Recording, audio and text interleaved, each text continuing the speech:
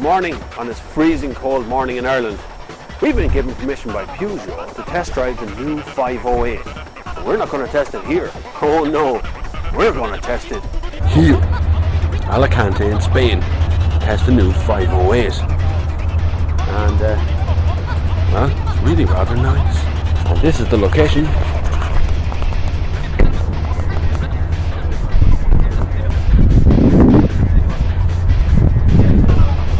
There's the car.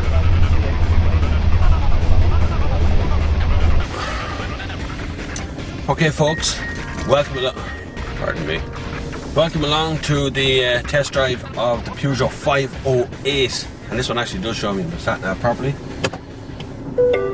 Doo-doo! That's the parking brake assistance thing, by the way. It's electronic parking brake. It's over here to one side. A lot of electronics in the car, a hell of a lot of electronics. This is the saloon version, as we've been out in the SW version this morning. This is the saloon version, and it's there's lots of Peugeot people all looking at me, wondering what I'm saying. There's a lot rests on the Peugeot 508 for Peugeot. It's obviously a massive investment for the company to make a new car entirely. Hello, Mr. Spanish man. But it's also a huge thing to sell this in Ireland, because this replaces the 407, which was quite a good seller in Ireland.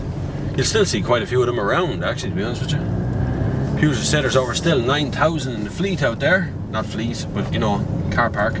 But yesterday we had a great chance of taking it up the mountains and going down through the mountain passes and going wherever we wanted to go in it. And it was brilliant. Very good, very flat through the corners. It handles very, very well.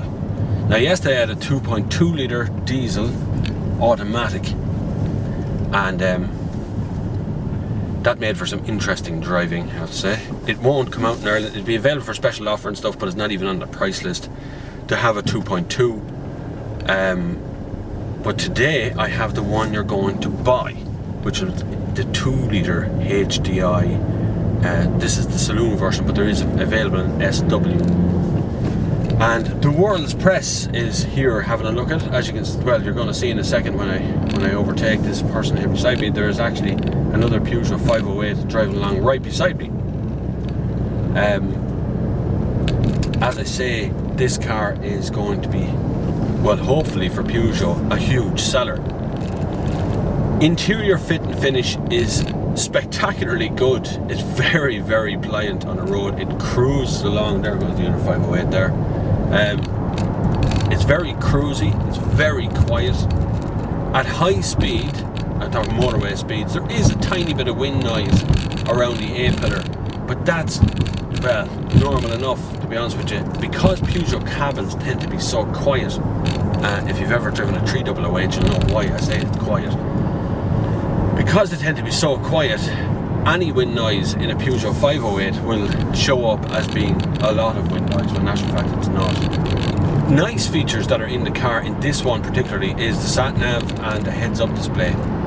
I don't know, I don't think so, that the sat nav is going to be available in Ireland. I'd say it'll be available as an option, but the heads-up display should be on most of the models, I would imagine, because heads-up display is brilliant. It'll at least be an option. It's very good. It's black, and there's a lovely little LED in there showing me that I'm doing 53, 52 kilometers an hour. There is a lot of buttons. Now the spec in Ireland will be different, obviously, than this is the top spec. This has all the bells and whistles you're going to be able to get on the car that you buy in Ireland. But there's a lot of buttons. Okay, I'm swamped in buttons on the steering wheel. There's some buttons down there. There's more buttons over here, start and stop, and parking brakes over there. There's millions of buttons on the front here. And then you have the sat-nav controls, which are down here, and heated seats, which are also... The rest of the cabin is made up of really nice materials. It's insanely quiet in here. I'm now doing 55 kilometers an hour. And it's really, really whisper quiet around the place. The manual version is quite nice. The gearbox, it's that French sort of vagueness about it in this one, and the automatic box is really rather good, if in places a little bit dumb. It doesn't quite change down when you want it to change down. Now, we're way out in the motorway now. So we'll get it up to speed, right? Now I'm in fourth gear, 107 kilometers an hour. It's very stable, it's very quiet. Even in fourth, there's actually a 6-speed box in this, so I have 2 more gears to go. Now we're pushing up into 113, 115. The heads-up display is brilliant, by the way, brilliant. You never have to leave your eyes off the road for a half a second. It's fantastic. Now that's 120 kilometers an hour. And there is a bit of wind noise just here along the A pillar. And I can hear a little wind noise from that side as well. But other than that, it's very quiet in here. The road noise, now I have to say, the Spanish roads are very good. Okay, they're very flat. A lot of them are quite new. They don't get the weather we get over here, over there.